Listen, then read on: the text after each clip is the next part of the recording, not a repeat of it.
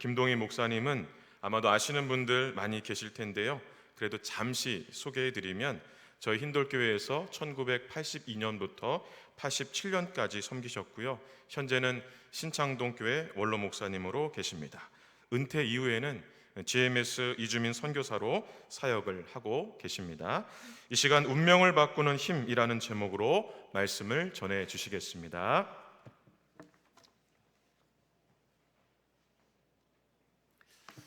여러분 반갑습니다.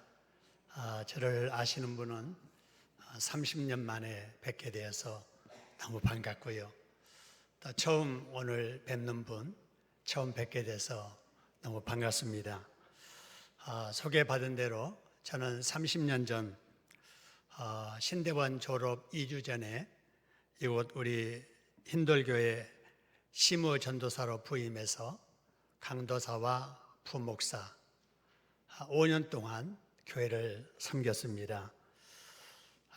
그때 담임 목사님과 여러 또 어르신 장로님들 또 권사님들 이미 천국에 가셨고요.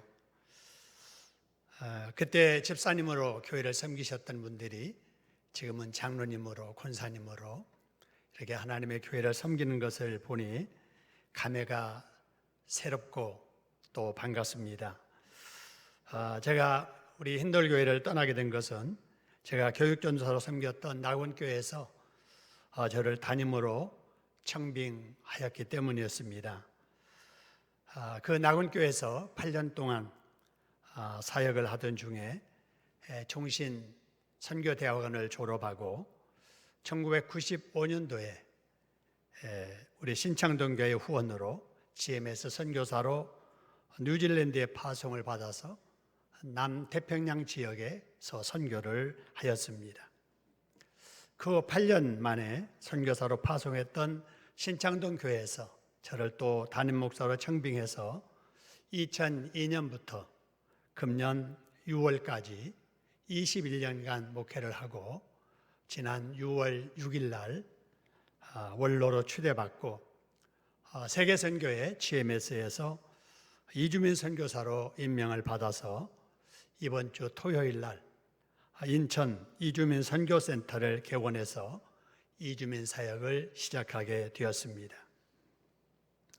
그런데 마침 제가 존경하는 오창희 목사님께서 저를 기억해 주시고 미주 방문 중에 강단에 청해 주셔서 오늘 여러분 앞에 이렇게 서게 됐습니다. 저를 청해 주신 우리 담임 목사님과 당회원들, 교우 여러분들에게 감사드리고 건강한 모습으로 또다시 여러분을 뵙게 하신 우리 하나님께 영광을 돌립니다. 우리 하나님께서 우리 흰돌교회가 지속적으로 부흥하도록 목사님과 사모님 그리고 교우 여러분 모두를 축복해 주실 줄로 믿습니다. 그렇게 하실 우리 하나님께 박수로 감사드리겠습니다. 감사합니다. 여러분 이 지구상에 약 77억 명의 사람들이 함께 살고 있습니다. 영상에 나오는 그림처럼 참으로 다양한 사람들이 이 세상에 함께 살고 있지요. 그런데 이러한 많은 사람들 중에서 오늘 본문 2절과 3절에 나오는 여러분 두 사람을 먼저 주목해 보시길 바랍니다. 한 사람은 나면서부터 걷지 못한 장애인입니다. 그 부모님도 가난한 사람이었든지 구걸해야만 먹고 살 수 있는 사람이지요. 또 한 사람은 구걸하는 장애인 앞에 서 있는 우리가 잘 아는 베드로입니다. 여러분 이 두 사람을 비교해 보면 한 사람은 장애인이고 한 사람은 정상인입니다. 한 사람은 구걸자이고 한 사람은 구걸하지 않아도 되는 사람이지요. 신체적으로 다르고 또 경제적으로 다른 사람입니다. 그런데 이 두 사람에게도 공통점이 있습니다. 여러분 이 두 사람에게 공통점이 무엇일까요? 걷지 못하는 장애우가 길거리에 나와서 구걸하는 걸 보니까 없는 사람입니다. 없으니까 나와서 구걸하지요. 그 구걸자 앞에 서 있는 베드로도 6절에 그가 하는 말 들어보니까 은과 금은 내게 있거니와 없거니와 하는 걸 보면 베드로 역시 없는 사람입니다. 구걸자도 없어서 구걸하는 니디이고 베드로도 금과 은이 없는 니디, 바로 부족한 사람입니다. 여러분, 그렇다면 여러분들은 어떻다고 생각하십니까? 나는 더 이상 필요할 것이 하나도 없고 다 갖추고 사는 완벽한 사람이라고 생각을 하십니까? 아니면 여러분들도 필요한 것이 있지만은 필요한 것을 다 갖추지 못하고 살고 있는 사람입니까? 네덜란드 사람으로 한때 우리나라 축구 대표팀 감독을 맡았던 히딩크가 남긴 I am still hungry 라는 말과 같이 우리 모두는 필요한 것을 아직도 다 갖추지 못하고 사는 부족한 사람들이지요. 우리가 이것을 먼저 인지해야 됩니다. 한번 따라해 볼까요? 나는 필요한 것을 다 갖추지 못한 부족한 사람이다. 여러분, 무엇이 부족하세요? 몸이 건강한데 돈이 부족한 사람이 있습니다. 쓸만한 돈은 있는데 건강치 못한 사람이 있습니다. 건강도 하고 쓸만한 돈도 있는데 자식이 문제인 사람도 있습니다. 건강하고 돈도 있고 자식들도 문제가 없는데 주변 사람들과의 관계 때문에 힘들어하는 사람들도 있습니다. 다른 걱정은 없는데 이 인간이 예수를 믿지 않아서 구원받지 못해 문제인 경우도 있습니다. 여러분, 나만의 문제가 있는 것 같지만은 이 세상 누구를 보아도 문제없는 사람이 하나도 없습니다. 이 시간에 이 자리에 나오신 저와 여러분들도 역시 뭔가 필요하지만 그 필요를 채우지 못한 채 살아가고 있는 우리들입니다. 그렇다면 문제 안고 있는 우리들이 어떻게 살아야 될까요? 오늘은 바로 이에 대한 말씀을 여러분과 함께 나누려고 합니다. 오늘 또 성령께서 말씀을 통해서 새로운 은혜를 우리에게 주실 줄로 믿습니다. 그렇게 하실 우리 하나님께 박수로 감사드리겠습니다. 감사합니다. 여러분, 결론부터 말씀을 드리면 없다던 베드로가 7절, 8절 말씀에 보니까 없어서 구걸하는 사람의 오른손을 잡아서 일으키니 타고난 장애가 고침을 받습니다. 할렐루야. 들것에 실려왔던 이 사람이 스스로 일어서게 됩니다. 일어설 뿐만 아니라 걷고 뜁니다. 그렇게도 원했던 필요가 채워지게 된 겁니다. 그렇게 바랬던 소원이 이루어지고 한순간에 운명이 바꿔지게 된 겁니다. 하나님께 영광 돌릴 일이 일어난 것입니다. 이런 역사가 여러분에게도 일어나기를 주님의 이름으로 축원합니다. 이런 역사 여러분의 생업과 자녀들에게 일어나기를 주님의 이름으로 축원합니다. 여러분, 그러려면 어떻게 해야 되느냐가 문제입니다. 첫 번째, 그렇게 되려면 성전을 가까이 해야 됩니다. 어디를 가까이 해야 된다고요? 성전을 가까이 해야 된다. 여러분, 베드로는 1절 말씀을 보니까 성전에 올라가다가 이런 기적을 일어나겠습니다.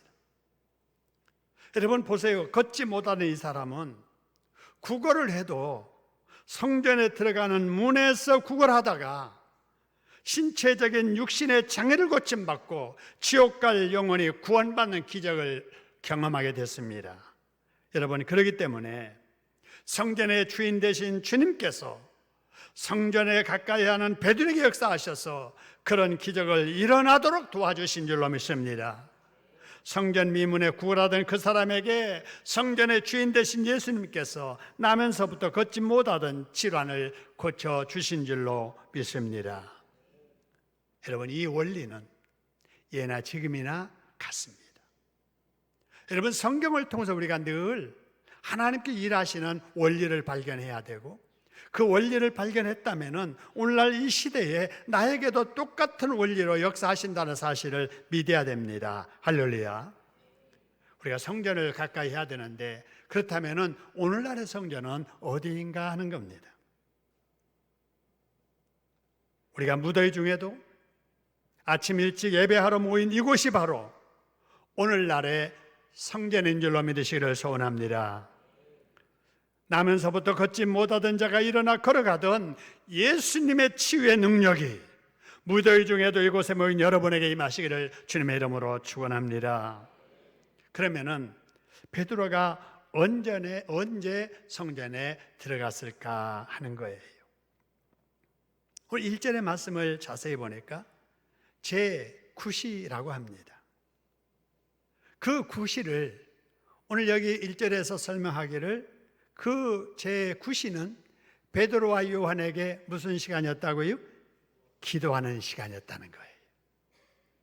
베드로와 요한은 매일 시간을 정해놓고 성전에 올라가 기도했는데 마침 이때가 제9시 기도 시간이었다는 거예요.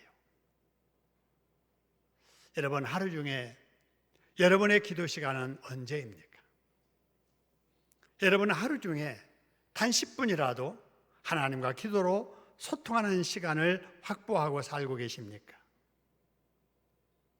만일 그렇지 않으면 누구나 바쁜 세상 엄벙덤벙 하다가 하루 훌쩍 지나가 버립니다. 여러분, 이렇게 하루 중에 기도 시간을 정해놓고 성전에서 기도하는 것은 그 당시 경건한 성도들의 일상이었습니다. 이런 기도 습관은 구약의 경건한 믿음의 선배들로부터 시작이 됩니다. 그런 예가 시편 55편 17절의 말씀을 보니까요, 다윗이 고백을 합니다. 저녁과 아침과 정오에 내가 근심하여 탄식하리니 여호와께서 내 소리를 들으시리로다. 할렐루야. 여러분, 다윗은 자기가 해결하지 못한, 채우지 못한 피로 그 문제를 위해서 우리 하나님 앞에 기도하기를 하루에 3차례씩 기도했다는 거예요.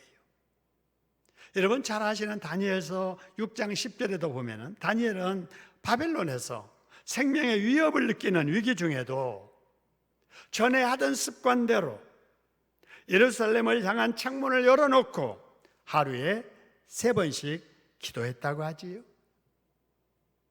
이런 믿음의 선배들의 기도 습관이 신약에도 이어져서 제3시, 제6시, 제9시를 기도 시간으로 정하고 기도했던 것입니다.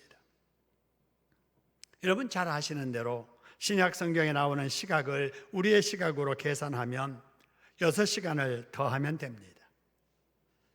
그래서 계산해 보니까 이들은 오전 9시, 그리고 정오 12시, 그리고 오후 3시에 기도를 했던 것이지요. 여러분, 이런 성전 중심한 규칙적인 기도 생활이 저와 여러분에게도 꼭 필요합니다. 여러분, 오늘날 우리가 규칙적으로 성전 중심에서 기도하는 것은 교회에 새벽에 나와서 새벽 기도회를 참석하는 것입니다. 물론 여러 가지 사정이 다르기 때문에 아침 일찍 교회 나오기가 어려운 사람들도 있는데 그런 분들은 꼭 그 예배당, 그 시각만 제한받지 아니하고 자유롭게 하루 중에 어느 시간이든지 있는 곳에서 하나님 앞에 기도로 소통하면 됩니다. 아침에 출퇴근을 전철로 하는 분은 복잡한 전철 속에서라도 단 5분이라도 눈을 감고 하나님과 기도로 소통할 수 있을 것이고, 직장에서 근무하는 분들은 점심시간에 단 5분이라도 하나님 앞과 기도로 소통할 수 있을 겁니다. 장소와 시각은 달라도 반드시 규칙적으로 기도해야 합니다. 여러분, 왜 그런가?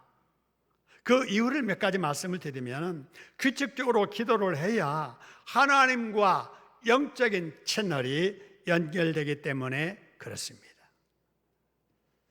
여러분, 제가 외국을 자주 나가게 되는데 외국에 나갈 때 챙길 물건들이 많지요. 다 챙기고 나서 가장 마지막에 하는 일이 바로 핸드폰 로밍하는 일입니다. 그런데 제가 은퇴하고 나서 이번에 처음으로 미국에 가면서 이제 은퇴했으니 뭐 급하게 연락 올 일도 없을 것이고 급하게 연락할 일도 없을 것이니 로밍하고 하지 말고 가자 해서 로밍하지 않고 갔습니다.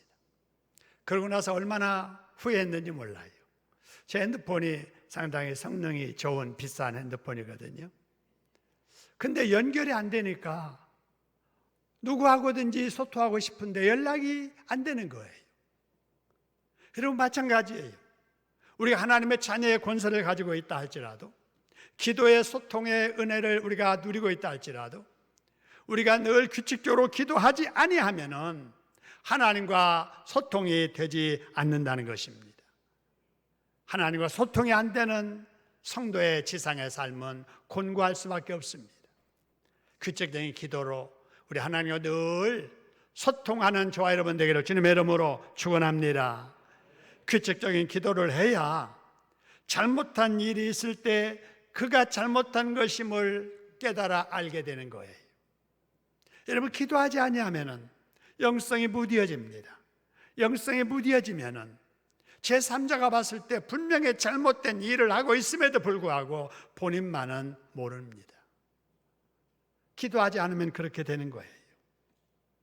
기도해야 영성이 예민해지고 작은 잘못에도 민감하게 반응해서 그것을 회개하고 우리가 청산하고 바른 신앙생활을 할 수 있는 거지요. 여러분 규칙적으로 기도 생활을 해야 하나님의 뜻이 무엇인가를 알게 됩니다. 그래서 하나님의 뜻에 순종할 수도 있게 되는 거지요. 또 기도해야 되는 이유가 한 가지 있습니다. 여러분 마가복음 9장 28절 29절의 말씀 보면은 이런 말씀이 있습니다. 우리는 어찌하여 능히 그 귀신을 쫓아내지 못했지요? 여러분 이 말씀은 귀신 들린 아들을 둔 아버지가 소문을 듣고 예수님을 찾아왔는데 제자들만 있고 예수님이 안 계시는 거예요. 그래서 제자들에게 우리 아들이 귀신 들렸으니 귀신 좀 쫓아내달라고 부탁을 했을 때 제자들이 그동안에 예수님이 하시던 거 또 자기가 알고 있었던 거 이런 것들을 총동원해서 여러 가지 안수도 하고 기도도 하고 붙잡고 막 흔들기도 하고 했겠지요. 근데 귀신이 나가지 않는 거예요. 그러던 차에 예수님이 오셨습니다. 예수님이 오셔서 그 더러운 귀신을 꾸짖어서 그 아이의 몸에서 나가게 했습니다. 아이가 정상이 됐습니다. 그리고 난 그날 밤에 제자들이 예수님에게 조용히 물었던 질문이 바로 이겁니다. 우리는 어찌하여 능히 귀신을 쫓아내지 못했지요? 이럴 때 주님께서 대답하시기를 29절에 기도 외에는 다른 것으로 이련유가 나갈 수 없느니라. 할렐루야. 다시 바꿔 말하면 너희들도 기도하면 귀신을 쫓아낼 수 있다는 것입니다. 할렐루야. 여러분 기도해야 영적인 능력이 우리를 통해서 나타나게 됩니다. 여러분 무더위 중에도 기도에 힘쓰시다가 귀신을 쫓아내는 능력을 힘입고 병고침을 얻는 능력을 체험하는 여러분 되기를 주님의 이름으로 축원합니다. 다음으로 우리 예수님의 능력을 힘입으려면 어떻게 해야 되는가? 여러분 없는 것만 바라보지 말고 있는 것을 바라볼 줄 알아야 됩니다. 여러분 나면서부터 걷지 못했던 이 사람 없는 것을 바라보았습니다. 아이고 오늘 또 먹을 것이 없구나. 그래서 그 없는 것을 채우려고 사람을 만나러 밖으로 나갔습니다. 그런데 여러분 베드로 역시 없는 것을 바라보았던 사람입니다. 그래서 그가 6절에서 하는 말을 보세요. 구걸하는 사람 앞에 6절에서 이렇게 말합니다. 은과 금은 내게 뭐라고 그래요? 없다라는 거예요. 없다는 거예요. 여러분 구걸하는 사람도 없는 것을 알았고 베드로도 없는 것을 안 것은 공통점인데 베드로는 다른 점이 하나 있습니다. 그 무엇이 달랐는가? 베드로는 자기가 없는 것을 채워주는 대상은 사람이 아니라 하나님이라고 할 사실을 알았습니다. 할렐루야. 그래서 없는 것이 무엇인가를 안 베드로는 없는 것을 채워줄 뿐은 사람이 아니라 하나님인 것을 알았기 때문에 없는 은과 금을 구하러 사람을 찾아가지 아니하고 성전에 기도하러 올라갔던 것입니다. 지금 내게 은과 금이 없을지라도 여러분, 때가 되면 필요한 은과 금도 하나님께서 채워주실 줄로 믿습니다. 이것이 베드로가 믿는 믿음이었습니다. 이런 믿음이 여러분에도 있으시기를 주님의 이름으로 축원합니다. 여러분, 다음으로 예수님의 능력을 힘입으려면 내게 있는 것이 무엇인가를 알아야 됩니다. 여러분, 우리는 한 40년 전에 비교하면 왕 같은 생활을 하고 있습니다.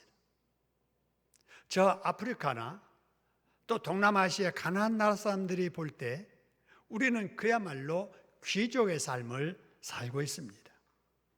얼마나 많은 것을 풍족하게 누리고 사는지 모릅니다. 그런데 있어도 있는 것이 무엇인 줄도 모르는, 귀한 것이 얼마나 귀한 것인 줄도 모르는 사람들이 많이 있습니다. 쓸만한 은금이 있어도 내게 은과 금이 없다는 것만 아는 사람은 없다는 생각에 붙들려서 자기가 가지고 있는 것 써보지도 못하고 늘 죽겠네 소리만 하다가 죽습니다. 나면서부터 걷지 못한 바로 그 사람처럼 말입니다. 그런데 그런 사람을 일어나게 한 사람 베드로는 어떤 사람이었는가? 여러분, 6절에 보니까 베드로는 구걸하는 그 사람에게 줄 은과 금이 없다는 것을 알 뿐만 아니라 그 사람에게 줄 것이 자기에게 있다는 것을 알았습니다. 은과 금은 내게 없거니와 내게 있는 이것을 네게 주노니, 무엇이 자기에게 있는 줄을 안 거예요. 여러분, 내게 없는 것이 무엇인지도 알아야 되지만은 내게 있는 것이 무엇인지도 알아야 됩니다. 할렐루야. 그런데도 자기에게 없는 것만 알지 있는 것이 무엇인 줄도 모르는 사람들이 얼마나 많은지 모릅니다. 한 달 전에 제가 미국에 있을 때 한국 소식이 궁금해서 핸드폰으로 이렇게 소식을 이렇게 보는데 어느 40대 가장이 아내와 두 자녀를 죽이고 자기도 생명을 끊은 안타까운 일이 일어났다는 소식을 보았습니다. 참 안타까운 일이지요. 가슴 아픈 일입니다. 잊을만 하면 또 반복해서 일어나고 있는 슬픈 일입니다. 여러분, 이런 소식을 들을 때마다 볼 때마다 뜻 있는 사람들이 이런 말을 하지요. 죽기는 왜 죽어? 이 좋은 세상을 두고 죽기는 왜 죽어? 죽을 용기가 있으면은 무슨 일을 해서라도 살아야지. 아니, 죽으려면 자기나 죽지. 자식들이 무슨 죄가 있다고 자식들 죽이고 자기까지 죽어. 여러분, 정말 안타까운 일입니다. 이 일이 있은 후 며칠 후에 분당에서 차도로 차를 돌진해서 사람을 쳐 죽이는 일이 일어났고, 백화점에 들어가 닥치는 대로 아무에게나 칼을 휘두르는 끔찍한 일이 일어났습니다. 근데 더 놀라운 것은 이런 일이 있은 후에 SNS에 나도 그렇게 하겠다는 사람이 여러분 수백 명이 됩니다. 그러더니 관악구에서 산책하던 여교사를 죽인 사건이 또 일어났습니다. 아니, 이러다 보니까 여러분 어디를 가든지 사람이 두렵지 않습니까? 사람이 모이는 것이 무섭고 한적한 곳에 산책하기도 두렵고 전철 타러 가기도 겁납니다. 여러분, 우리 사회가 왜 이렇게 삭막해졌지요? 무섭지요? 사람들이 없는 것만 생각하지 있는 것이 무엇인 줄을 알지 못하기 때문입니다. 여러분, 아무리 험한 일을 만나더라도, 아무리 절망적인 일을 당하더라도 여러분, 없는 것만 생각하지 말고 있는 것을 생각하시기를 주님의 이름으로 축원합니다. 그렇다면 여러분에게 있는 것이 무엇입니까? 베드로가 말했지요. 내게 은과 금은 없거니와 내게 있는 것으로 내게 주노니 나사렛 예수 그리스도의 이름으로 일어나 걸어라. 할렐루야. 여러분, 예수 그리스도의 이름의 권세, 이 권세가 여러분에게만, 여러분 베드로에게만 있습니까? 저와 여러분에게도 있는 줄로 믿으시기를 소원합니다. 여러분, 내게 은과 금은 많지 않아도 예수 그리스도의 권세가 있는 줄로 믿으시기를 주님의 이름으로 축원합니다. 여러분, 우리가 전에 자주 불렀던 복음성가 중에 이게 있습니다. 예수님 권세, 예수님 권세, 예수님 권세, 뭐예요? 내 권세. 예수님 권세, 예수님 권세, 예수님 권세, 내 권세. 할렐루야. 여러분에게 하나님의 자녀의 권세가 있고 예수 그리스도의 권세가 있는 줄로 믿으시기를 축원합니다. 여러분, 여러분들에게 사람을 살리는 예수님의 권세가 있는 줄로 믿으시기를 축원합니다. 병든 사람을 살려 고치는 능력이 여러분에게 있는 줄로 믿으시기를 소원합니다. 그렇기 때문에 예수 믿는 우리가 지금은 지는 것 같아도 결국은 이기게 되어 있습니다. 여러분, 예수 믿는 우리에게 지금은 어려움이 있어도 결국은 형통하게 되어 있습니다. 여러분, 지금은 우리가 오해를 받는 것 같지만 결국에는 오해가 풀리게 될 날이 오게 될 줄로 믿으시기를 소원합니다. 그래서 여러분, 하나님께서 로마서 8장 28절에서 말씀하시기를 우리가 알거니와 하나님을 사랑하는 자, 여러분 하나님을 사랑하시잖아요. 하나님을 사랑하는 여러분들에게, 그의 뜻대로 부르심을 입은 자들에게, 하나님의 뜻대로 부르심을 받은 여러분들에게는 모든 것이 합력하여 선을 이루어지게 될 줄로 믿으시기를 소원합니다. 따라합시다. 하나님의 부르심을 받고 하나님의 사랑을 입은 나에게는 모든 것이 합력하여 선을 이루게 될 것이다. 그렇게 하실 우리 하나님께 박수를 영광 돌리겠습니다. 감사합니다. 여러분, 우리에게 예수님의 권세가 있잖아요. 예수님의 권세만 아니라 예수님의 능력이 우리에게 있습니다. 예수님의 사랑이 우리에게 있습니다. 예수님의 말씀이 우리에게 있습니다. 예수님이 주신 물질이 있습니다. 우리에게 건강이 있습니다. 내가 할 수 있는 은사가 있고 재능이 있습니다. 나에게 시간이 있습니다. 여러분, 여러분에게 있는 것이 무엇이든지 간에 그 모든 것을 주신 분은 하나님이십니다. 할렐루야. 살아있는 날 동안에 여러분에게 필요한 것 같아서 하나님께서 맡겨주신 거예요. 그리고 하나님께서 뭐라고 말씀하시느냐? 너희들이 거저 받았으니 거저 주며 살라고 말씀하십니다. 할렐루야. 죽으면 아무것도 가지고 가지 못합니다.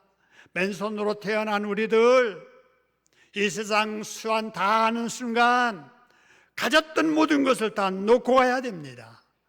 여러분, 그때 이르기까지 그래도 내게 무엇인가 있다고 할 때 여러분, 있는 그것을 주변 사람들에게 나누어주며 사시기를 주님의 이름으로 축원합니다.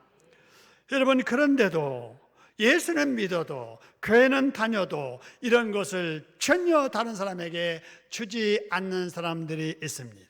왜 그러지요? 교회는 다녀도 예수님이 그 마음속에 없기 때문에 그래요. 예수를 믿는다고 해도 예수님의 권세가 그 중에 없기 때문에 그래요. 기도 생활을 해도 예수님의 사랑이 없기 때문에 그렇습니다. 사랑해도 용서받은 예수님의 은혜가 그 가슴속에 없기 때문에 그래요. 만일에 그런 것이 있는데도 주지 않고 사는 사람이 있다면 그 사람은 자기밖에 모르는 사람입니다. 우리 주님은 거저 주시고 거저 받은 것 나누며 살기를 원하십니다. 자기 가진 것을 남에게 주면 자기가 행복해집니다. 불신자들도 그런 것을 잘 알고 실천하는 사람들이 많이 있습니다. 재능 기부자들, 자원봉사자들, 불신자들 중에 많이 있습니다. 불신자들도 자기가 가진 것을 나누며 살려고 하는데 예수 믿는 사람들이 자기가 가진 것을 다른 사람에게 주지 않고 산다면 불신 재능 기부자들, 불신 자원봉사자들보다 나았지 못할 사람이 될 겁니다. 여러분에게 있는 것을 다른 사람에게 나눠줄 때 주님의 능력이 나타나게 됨을 믿으시기를 주님의 이름으로 축원합니다. 내 것을 다른 사람에게 나눠줄 때 더 많은 것을 하나님이 채워주실 줄로 믿습니다. 여러분, 성전으로 가는 길목에서 구걸하는 그 사람에게 만일에 베드로가 내게 은과 금이 없어서 네게 줄 것이 없구나 그러면서 그냥 지나쳤다면 어떻게 됐을까요? 베드로는 요한과 함께 성전에 들어가서 기도하고 그냥 집으로 돌아갔겠지요. 그리고 구걸하는 그 사람도 뭔가 기대하고 손 벌렸다가 그냥 지나가는 베드로와 요한을 보고 실망한 채 손을 내리고 또 다른 사람에게 손 벌리고 하다가 해가 지니까 집으로 돌아갔을 겁니다. 아무 일도 일어나지 않은 거예요. 여러분, 우리 예수 믿는 성도들의 삶 속에 아무 일도 일어나지 않는 것은 주님의 뜻이 아닙니다. 예수 믿는 사람들의 현장에는 무슨 일이든 일어나야 됩니다. 할렐루야. 무슨 일이 일어나야 되는가? 여러분, 사람에게 감동 주는 일이 일어나야 돼요. 역시 예수 믿는 집에 와서 일했더니 뭐가 달라도 다르구나. 예수 믿는 사람, 교회 다니는 사람 만났더니 역시 뭔가 다르기는 다르구나. 이런 감동 주는 역사, 예수님의 향기를 다른 사람에게 느끼게 하는 일이 일어나야 됩니다. 하나님이 기뻐하실 일, 사람이 변화되는 일, 하나님께 영광 돌릴 일이 여러분의 삶의 현장에서 일어나야 됩니다. 할렐루야. 그러기 위해서 우리가 해야 할 일은 주변 사람들에게 가장 먼저 내게 있는 예수님의 말씀을 들려줘야 됩니다. 이것이 전도요, 이것이 선교입니다. 내가 받은 예수님의 그 사랑, 내가 받은 그 용서의 그 은혜, 이거를 나도 다른 사람들에게 실천해야 됩니다.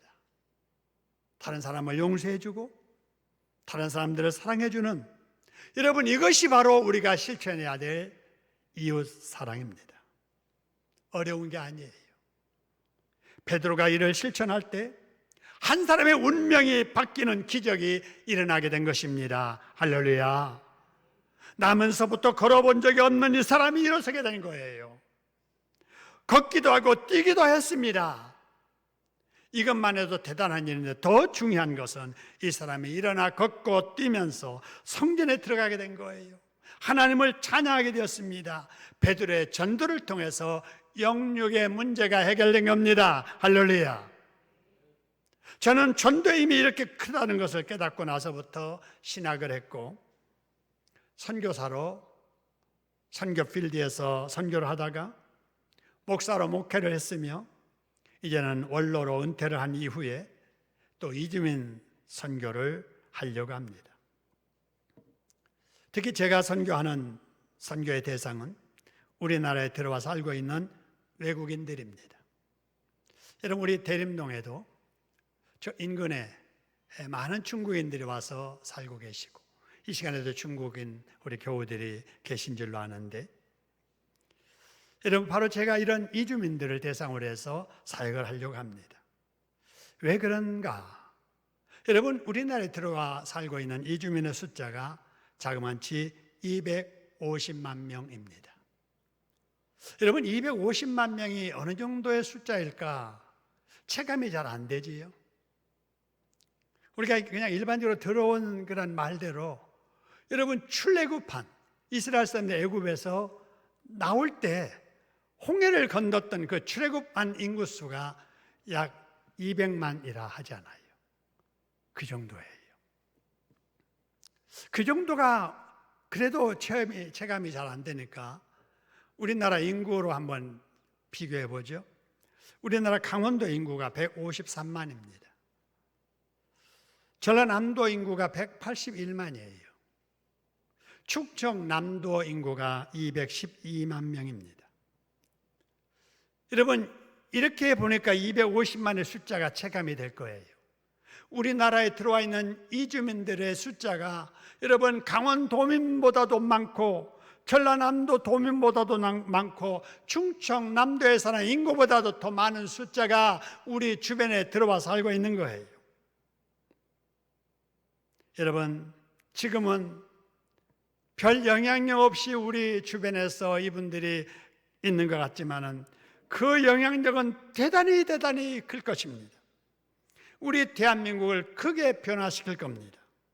여러분 우리나라가 그동안에 단일민족이라고 우리가 자랑해 왔는데 이미 우리나라는 단일민족이 아닙니다. 지금 이민국가로 되어가는 과정에 있습니다. 여러분 이들로 인하여서 종교적인 영향력이 굉장히 크게 나타날 거예요. 이들은 자기 나라에서 믿었던 신앙 그대로 가지고 와서 한국에서 자기 자녀들에게 그리고 이웃들에게 친구들에게 영향력을 행사하거든요. 그 중에 가장 위협적인 잠재적인 바로 종교단체가 모슬렘 지역에서 온 사람들입니다. 지금은 힘이 없는 것처럼 이렇게 보이는 모슬렘의 그 영향이 앞으로 우리나라의 종교계를 여러분 위협하는 날이 오게 될 거예요. 이런 잠재적인 위협에 이러한 그 사람들이 지금은 매우 외롭고 어려운 환경에 살고 있습니다. 성전으로 향하는 사람에게 구걸하던 사람처럼 한국교회를 향해서 한국 교인들을 향해서 도움의 손을 내밀고 있습니다. 여러분 너희에게 줄 은과 금이 없다고 말하고 이들을 우리가 외면해 버릴 것인가? 내게 은과 금은 없어도 내게 있는 예수 그리스도의 사랑으로 너희를 맞이해 줄 테니 이리로 오라가면서 손을 내밀 것인가? 우리가 예수 안에서 선택해야 됩니다. 여러분 가는 선교도 중요합니다. 예수님께서 가라 하셨기 때문입니다. 그래서 저는 8년 동안 선교지에 가서 복음을 전했습니다. 그 20년이 지나면서 시대가 많이 바뀌었습니다. 선교 환경이 바뀐 거지요. 우리가 찾아가야 할 선교 대상들이 이제는 우리 곁에 찾아왔기 때문입니다. 그래서 지금은 가는 선교도 해야 되지만 이제는 우리 곁에 찾아온 이주민들에게 선교할 때가 되었습니다. 이제는 우리 한국교회가 우리 한국교회 교인들이 우리 주변의 이주민들을 선교 대상자로 알고 그들에게 복음을 예수의 사랑을 전해주는 이주민 선교를 해야 합니다. 그래서 저는 하나님의 인도하심을 따라 우리 교단 세계선교 GMS에서 이주민 선교사로 임명을 받아서 이번 토요일 날 선교센터를 시작하게 됩니다. 저는 선교센터에서 이주민 선교를 하겠지만 여러분이 이곳 흰돌교회에서 이 지역 사람들에게 여러분 전도를 많이 해야 됩니다. 할렐루야. 적어도 1년에 한 사람 이상 전도를 해야 됩니다. 내가 전도하지 않으면 교회는 부흥하지 않습니다. 내가 1년에 한 사람만 전도하면 우리 교회는 더욱더 부흥하게 될 줄로 믿으시기를 축원합니다. 내게 가진 예수 그리스도, 여러분 전해야 되지 않겠습니까? 은과 금이 없어서 너에게 주지는 못해도, 돈으로는 너희에게 도움이 되지 못해도 내가 믿는 예수 그리스도의 이름으로 너희들에게 복음을 전하노니 복음 듣고 예수 믿고 구원받아 복받으라고 여러분 전도하는 여러분 되기를 주님의 이름으로 축원합니다. 우리를 구원해 주신 예수님께서 계속해서 우리 교회와 저와 여러분에게 당부하시는 말씀이, 이제 말세가 되었으니, 이제 내가 재림할 때가 임박하였으니 어서 전도하라고, 어서 선교하라고 하시기 때문입니다. 힘들어도 전도해야 됩니다. 어려워도 선교해야 됩니다. 이 말씀에 순종하는, 선교하는, 전도하는 교회와 교인들에게 우리 예수님께서는 마태복음 28장의 약속대로 세상 끝날까지 함께하여 주실 줄로 믿습니다. 그런 성도들의 기도를 응답하시고 필요를 채워주시고 문제를 해결해 주실 줄로 믿습니다. 이런 주님의 은혜와 축복이 우리 힌돌교회와 여러분 모두에게 충만히 임하기를 주님의 이름으로 축원합니다.